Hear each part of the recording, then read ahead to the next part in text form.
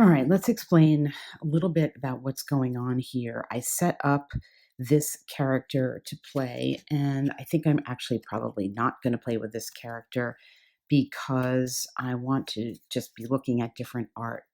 The characters and their stats are basically all the same except for the picture on them. And one of the characters that I have has two actions here available. I'm not going to play with that one because I'm not 100% sure on how that would work. And I don't want to mangle the game totally and completely. So I'm going to stick with a character that has one action. This represents their health, their defense, the damage that they do when they land a successful attack, and this is an attack modifier, and we'll see how this works. As they lose health, the card goes down like this, and these values will change and lessen over the course of a battle, or ultimately, if you lose your health over the course of the game. The so again, all the characters' stats are the same ultimately. What we have are different pictures here for characters, and they kind of suggest character archetypes. And the this is the one character that I have that has the two here. That's the only difference. But again, I'm not going to use this because I'm not 100% sure how that works. I'm going to probably go with this wizard character, and I will implement a house rule that is going to give him two spells at the outset instead of one. And I'm also going to implement a house rule where he is going to get an item at the outset as well. So I will be playing this wizard character here, and I can just show you the art in this is kind of really whimsical, and I really like this piece of art too. So I'm going to go with the wizard character, and the stat card for him, it matches the color, but again, the stats are identical to, all these cards are identical. So the stats, opening stats, 9 health, 18 defense, a base value of 3 attack, and when you do damage, he will do 3 unless he has an add-on, and he will have a combat value of 11 that is going to be added to a 2d6 roll that he gets. So the dice that are used in this game are d6s. So that is how he will begin. He is going to get, these purple cards are spell cards, and when you use a spell, you have to self-inflict a wound represented by moving this card up 1, and then you can do the benefit of the spell. Now, I am going to say that in this game, these are some of the reference cards here for my eyesight. These are so small, I need to use a magnifying glass, and here they are also printed to my eye, really hard to see. This particular spell gives a benefit based on the distance of an additional ultimate damage done. So at range, again, it's just super hard for me to see. At range 3 here, it's going to give an additional 3 damage done. At range 2, it's going to give an additional 2 damage done. And sorry, at range 1, it will be a 3 damage. 2, it will be 2, and at range 3, it will be 1 damage. And there's no text in the card. It's just, you can imagine this is like an earthquake kind of spell. So this is going to be a spell that he has, and the this is the item stack. The orange backed cards are items. Items in this game can include monsters, they can include traps, they can include spells, and they can include equipment. So in this particular case, I'll just keep this item from the prior setup. This is some type of shield that offers the benefit of a +1 shield value. So we will have our wizard start with a shield. Every item in the game is going to be a not permanent item. So each time it is used, and this is another question I have, this is the symbol for a round. But as far as I can tell, you are ticking this up and then losing the item for each turn of the game as well as each time it is used in combat, I think. Again, this is not a rules tutorial. I've done the best I can to figure this out watching some Portuguese language videos and just like watching how the people use this, as well as my understanding of the rules, which are slightly ambiguous, possibly due to a inconsistency between the use of the word round and turn. Conceptually, it does make sense to me that you're going to be using these up as you move through the dungeon as well as they are used in combat. So I'm going with that. Perhaps that's making the game extra hard for me, but I think that is the intention here. So we have a wizard. He's got a shield. He's got this one spell that we already had drawn. And as I said, I'm going to, because he is the wizard, I'm going to give him a second spell and then reshuffle. So we'll go with the first spell that we get here, and don't really need to reshuffle.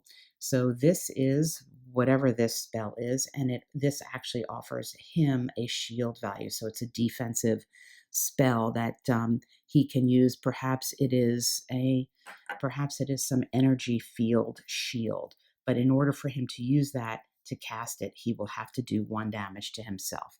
So this is my character. I'm going to switch out the token, and the way the game works is very simply, you will pull in an exploration card, move to that tile, and then you will pull something from the item deck. And what you get from the item deck, as I said, it could be an enemy, a trap, something beneficial to you, a spell, and you will equip it if you can. You will fight the enemy if it is an enemy.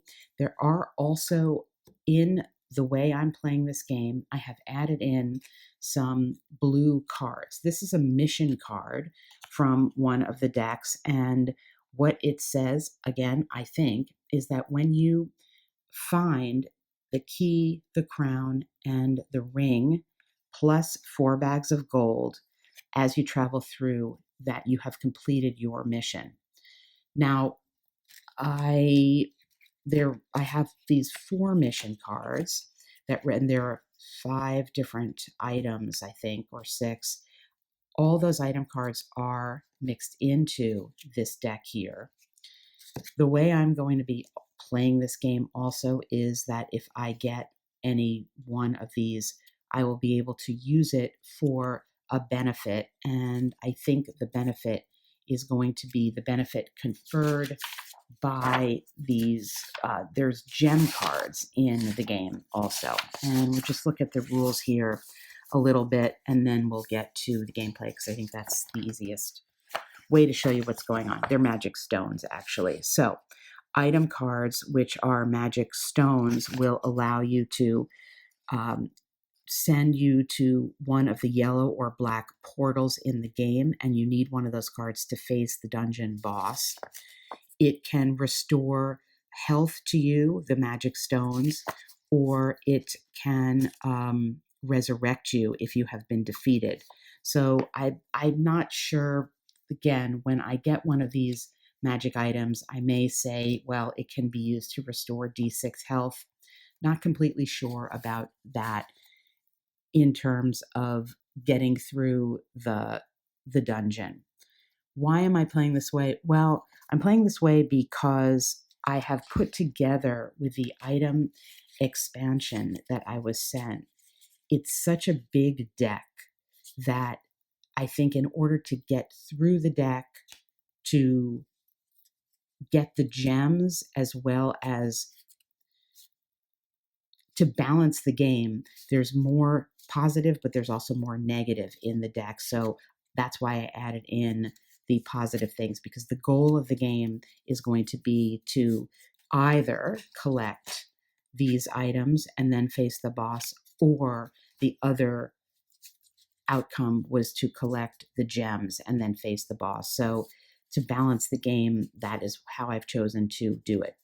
Again, to highlight, the designer himself says Here, the golden rule of this game is that it has a series of rules explained below, but participants are free to modify them as they see fit.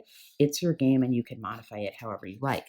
My modifications have been partially just based on some misunderstandings about the intention, as well as trying as best I can to make use of the cards in the game as they were intended. So it's kind of both, I would say, both and. The gold cards here, when you defeat a monster, you will, the first time you face the monster, you will get a card of gold. Gold can be used in the game to do a few things. You can return to your starting point, which is the dark portal here, and or you can spend one life to transport yourself to any yellow portal, which is something that we will see, and bring the magic stone from the portal here to face the boss. So there's a couple things that gold can be used for. In the rules themselves, they qualify this by telling you you can only use gold in a campaign version. Again, I didn't really understand that, so I am not playing a campaign version. I'm playing one dungeon. We'll see the gold used for that. Additionally, there are some ranged weapons that you can get, and you can use the gold if you run out of your ranged weapon, your arrows or whatever, with the turn counter, like this turn counter. You can use gold to basically buy more ammo in essence. So that's how we will find the gold being used. And there are other rules that will come into play, but I think the best thing to do is to just get going in the game. It does come with really cute tokens that you can cut out. You can see, well, I'm gonna get my wizard token here. This is what they look like when they're not cut. I did cut up one card, but you don't really need them. These are some of the monster tokens as well as the character tokens. And so I didn't cut that second card up, but I'll show you what they look like here. The reason that you don't need the tokens is you can't flee from combat. So you're not really going to be leaving an enemy in the dungeon to face it again. So that's what the enemy will look like as compared to you. They're mostly smaller tokens. So I've dispensed with that, but I am going to use the wizard token, and we'll see how far we get into the dungeon, moving through the dungeons of cards. So just to clarify about how you get to the dragon, what you do at the outset of the game is you divide this item card deck in half. And in the bottom half of it, you place a card that is this magic portal card. You need to have this card in your hand in order to go back to the beginning and fight the dragon. Now, because I'm combining decks, I have more than one of these cards. So one of these cards is already in here, and this is going to be, and then it's shuffled in randomly, the bottom part of the deck. So that's why I'm saying you have to get through this deck in order, or at least at the first half, and then some other part of the deck in order to be able to get to the boss monster. And because the deck is so much bigger, I have added in these other blue cards that are going to be some type of magic item, but I'm not putting more than one of these in, so I'm not going to use this. The other optional rule that is discussed is when you're playing just one character, optionally you can put into the item deck that you're drawing from the other characters that will come in to aid you. So you could choose to shuffle in these cards. Either it's suggested either once every 5 cards or just randomly, and then pull them in as like a temporary ally for you. I'm opting not to do that because I'm giving myself other benefits. And as I said, the other benefit is I'm getting 2 spells, and I'm also going to be starting out with an item. That was just a decision I made. It felt thematic, and also just I didn't like the concept of, knowing that the card was coming because it has a different back. So I think if these had orange backs as well, which I understand why they don't, but if they had orange backs as well, maybe I would do that. But since they don't, I'm going to just leave them out and see if I can survive just completely on my own without the benefit of other allies coming in. And if it doesn't work, then I will perhaps play differently. I have not played a full game of this game yet. I've played a bunch of beginning games and either died or come across some rules confusion and sort of started over. So, yet another reason why this is not a tutorial. I don't know if we're going to get through a full game, but I'm going to try to do my best, as I said. So, I think that is more than enough preliminary for getting going into the dungeon. All right, I've reoriented myself and we are starting here at the portal. I have brought in some tokens from another game and I'm going to place them when I have explored that card. Because when you go back through the dungeon, and you may need to do that for various reasons, if you have already been in a place, you need to roll for, in effect, a wandering monster, or in this case, just an item card, which may be, as we said, good or bad. So I'm going to put this down to indicate not that there was necessarily an encounter or a monster there, but that I had been there before. Aside from that, and the 2d6, I'm not using anything outside of what you would get if you purchase this game.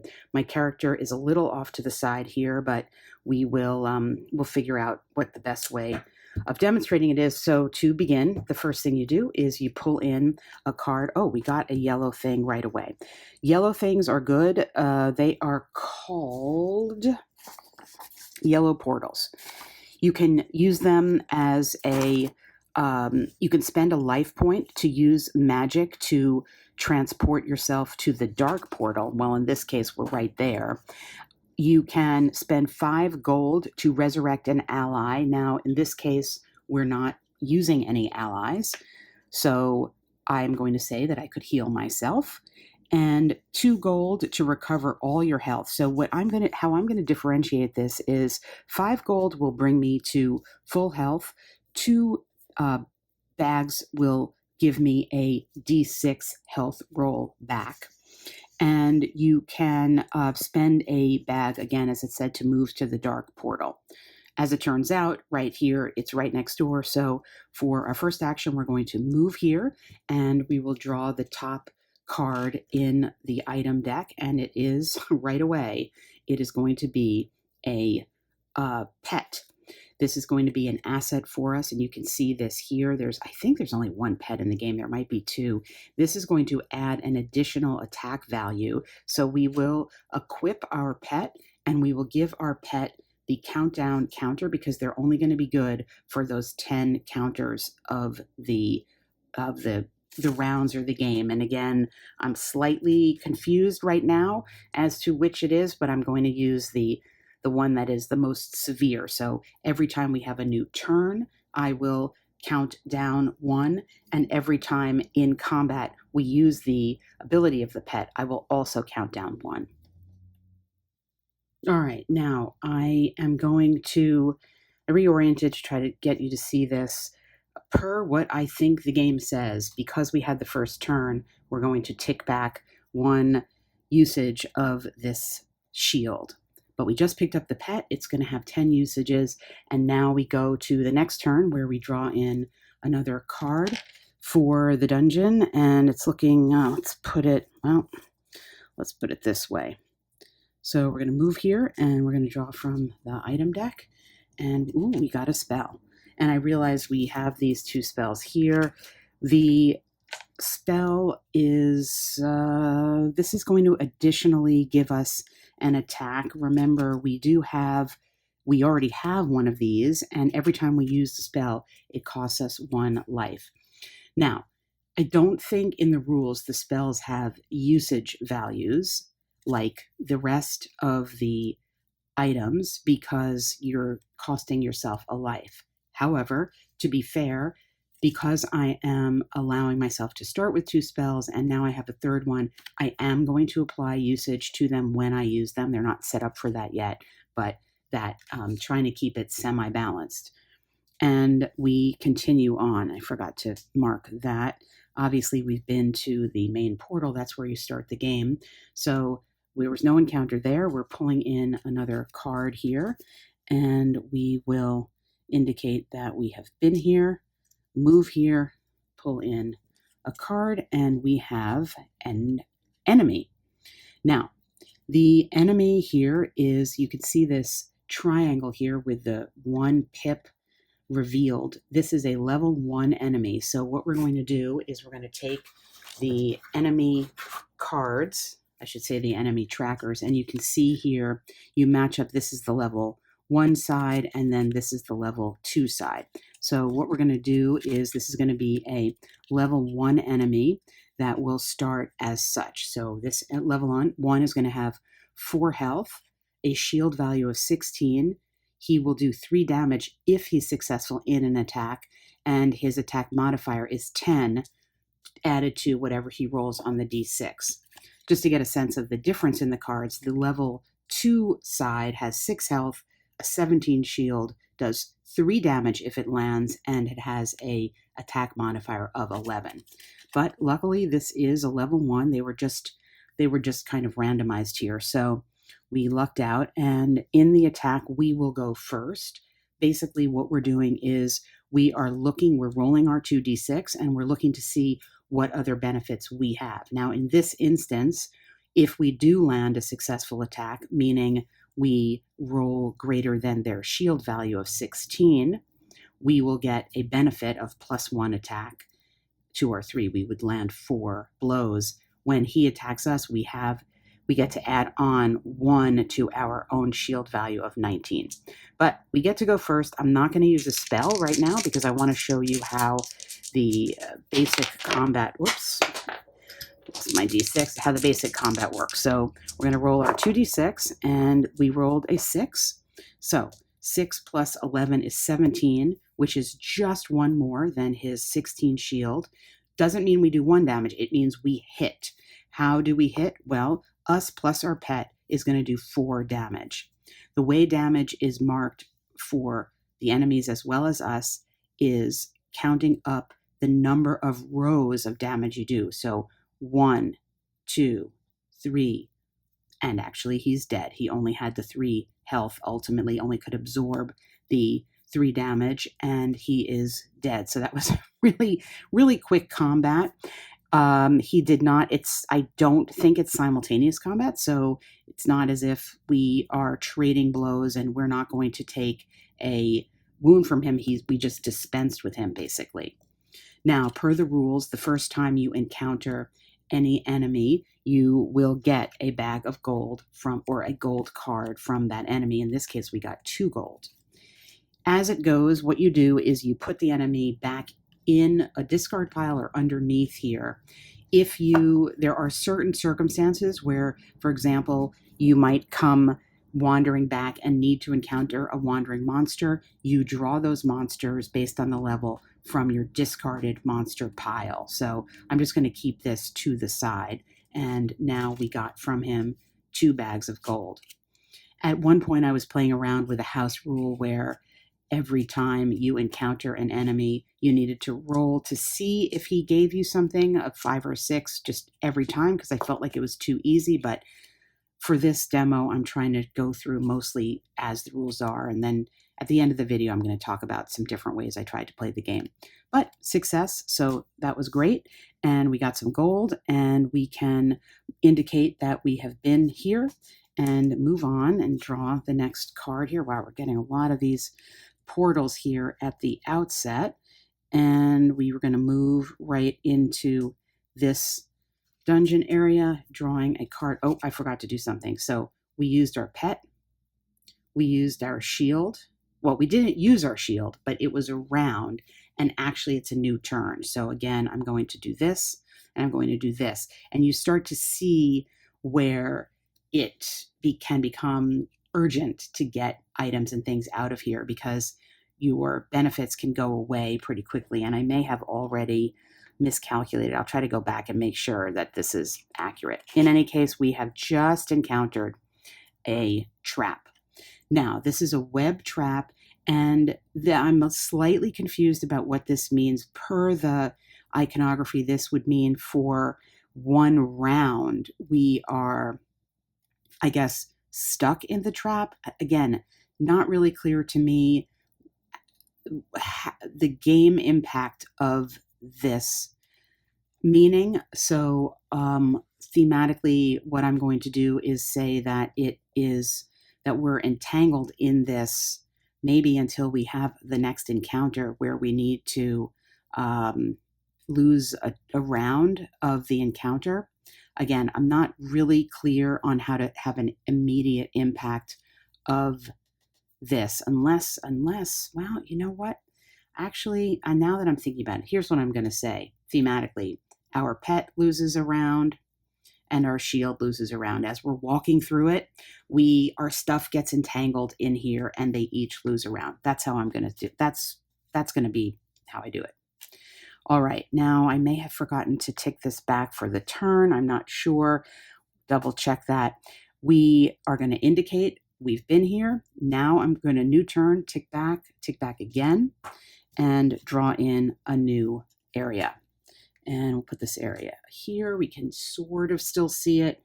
And we move into the new area and we draw another card. And it is, it's another trap. Okay, this is more clear. What this says is we're going to lose 2 health. So right away, 1, 2, it's pretty dire. This means if we were a party, and I have played the game or played the beginning of the game using a party, I'm going to talk about that at the end as well, everybody would get this impact. And thematically, you can see that it's a pretty bad fire trap. So that's a real bummer. We're going to continue on, tick back another round, another turn. And we haven't even really got to do too much, and we're already losing our guys. All right, this will come in up here this way, and I will indicate that I have been here. We will move up here and draw in a card. Ooh, we get another shield. Now, we can't equip 2 shields at once. I am unclear as of right now in this filming how many extra items, if any, can be carried. I have an email into the designer on it, so I will try to put up a clarification. For right now, I'm just going to hang on to this, but it's not going to cause any immediate benefit because we can't equip 2. Now, we only have 3 uses left on this one, but that's, again, part of the game. So we'll continue on. We're going to indicate that we've been there, pull in another card, and place it up here. It's a new turn, move to here, pull in a card, and it looks like a trap as well. This icon, again, slightly confusing, but clearly we're going to be losing 1 health. Everybody here would be losing 1 health, so we're going to go back to that status and keep going. And it's another turn. We're about to lose all our stuff, and we'll come up here. Oh, that connects nicely. Now, remember, we can try to go back to heal, which we will try to do. That's actually not connecting. I guess I need to do this as such. We're going to move here. Oops, we're going to move here. We're going to put this down here. And we are going to risk it, and we're going to lose. Did I already do that? I'll have to check. Pull in. Oh, great.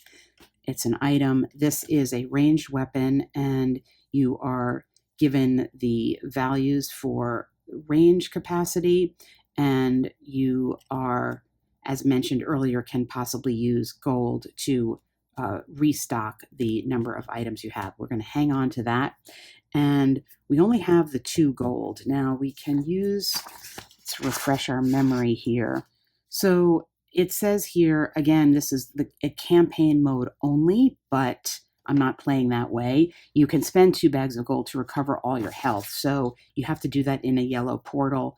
We already walked through that portal. That was kind of a mistake on my part. So we're going to take a turn. We're going to go back here. And unfortunately, that's going to be reducing our item and our pet, but we are going to spend our gold and we're going to recover all of our health. The other thing we need to do now is to roll to see if there's a wandering monster in this place that we've already been, and the roll on that is indicated here. On a 5 or a 6, we're going to encounter a wandering monster. A 1, nothing happens. We end our turn. Next turn, now we've already been here again, so we're coming back in here. So we got to do 2 things. The first thing we're going to do is we're going to actually lose our pet and our shield, and we can equip. I'm going to equip this shield actually as a, I think I'm going to equip. I think I'm going to go with equipping you know what? I'm going to equip this bow. I'm going to equip this bow, and we're going to pull in the card here, and we also need a wandering monster card. Ooh, that does not look good. It's a good thing I equipped that bow. Wow, this is a level 3. I think this is actually a boss that was not supposed to be in the deck. Let me see. Confirming. Yes, this looks like level 3 monster. This might be the other boss from, you can see there's 2 different sets here that I had mixed together, so I forgot to pull out this boss. So we're going to actually not encounter that, and we are instead going to pull in this card, and this is good because it offers you both an attack and a defense. We can't equip it right now. We're going to hang on to it. I need to roll though to see if there's a wandering monster in this previously gone to area, and there is, and a 5 roll is going to be, it's a level 1 monster. So we're going to see this monster again. This was the only thing we've encountered so far. We dispense with it fairly easily, and we will pull in his card here, and noting again his life of 4, defense 16, attack of 3, and a modifier of 10. We're in the same area as he, so we can add in +3 if we land an attack. So we're going to do our roll here. That's good. We rolled a 10 plus an 11. 21 is bigger than 16, so we will land a total of 4 wounds to him, which is 1, 2, 3, 4. Again, very easy here, level 1. So we're seeing a little of the ease of the game initially, and we got 2 bags of gold for that guy.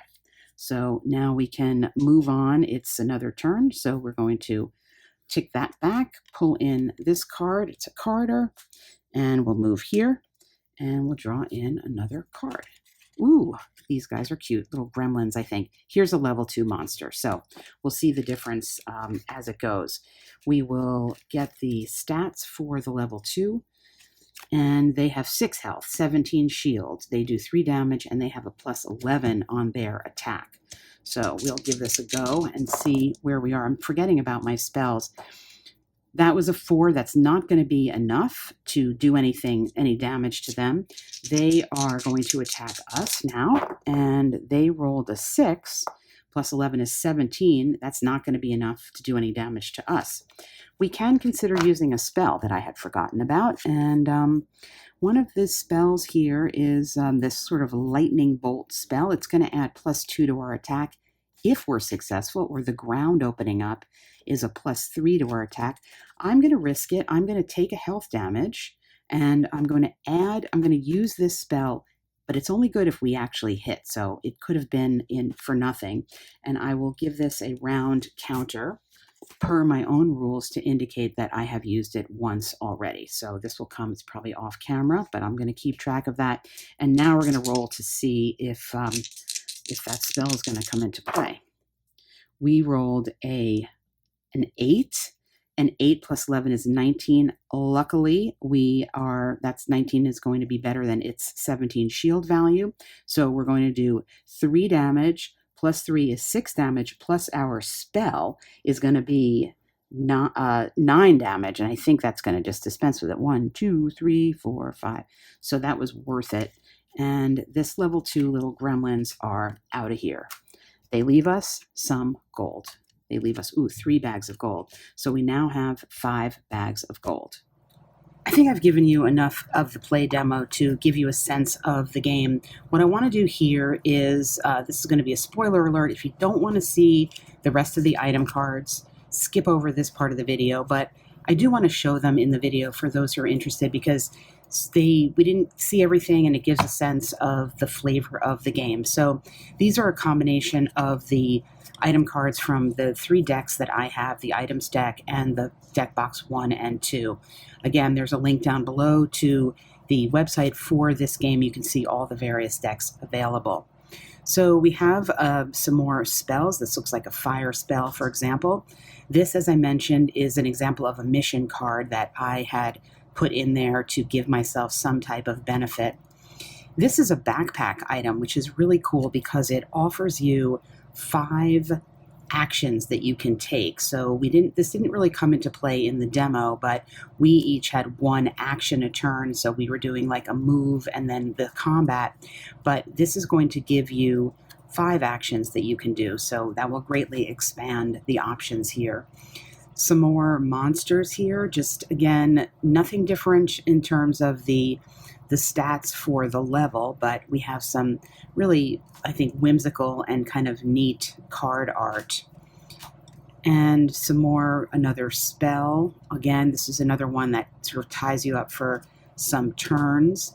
This is, as it turns out, what we would have needed. Wow, it was really at the bottom of the deck to get us back to the portal to encounter the final boss, that dragon. So we would have had to go through basically this whole deck before drawing this card.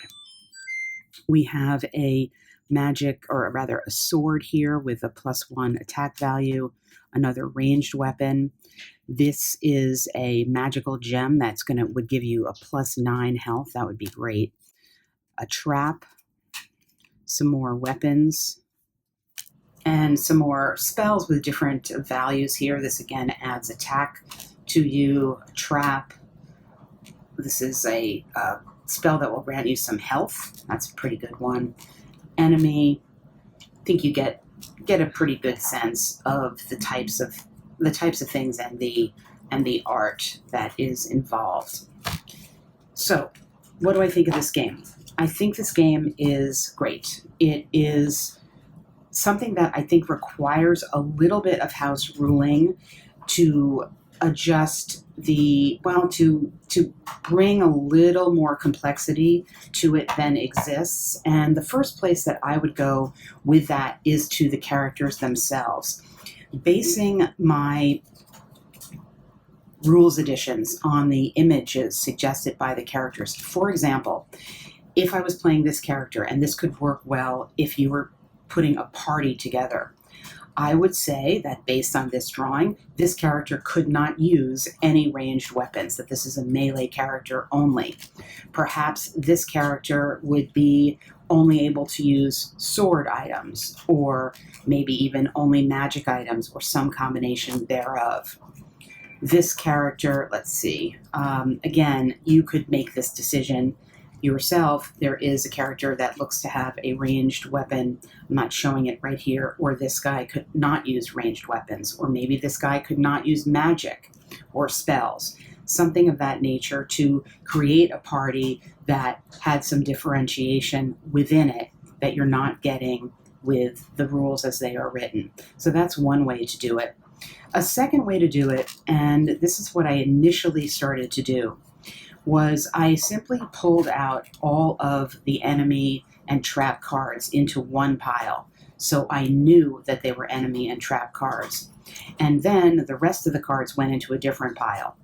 Then I was toying with the idea of creating like a D6 table to roll on to see what happened when you went into a particular space. I tried it that way for a while. I also tried it where in every space you went into, you definitely encountered an enemy or a trap. And then if you were successful, you got to pull in what would be more traditionally known as an item. So something good would happen. That was probably the best way of playing that with a couple of different characters. It really only worked with a couple of different characters because with one sole adventurer, it was overpowering to encounter an enemy every time. In the combat examples that we saw, it so happened that they went quickly, but that isn't always the case. And you can see with the clever mechanic of the usage for the items and things that you have, well, that's a bad example, but for the usage for the weapons that you have, you don't get your benefits for the rest of the game. With the limit of also carrying one extra item, same situation. So those are some house rules that I have been playing around with. And as I said, right now, I think my favorite one is multiple characters, probably 3, that are defined by like basically a magic user, basically a ranged weapon carrier, and basically a melee character, and then dividing all the enemies into one deck and all the benefits and items into another. Gold then is still given up or rolled for using a d6 and following the rules in the game for when you encounter an enemy for the second time.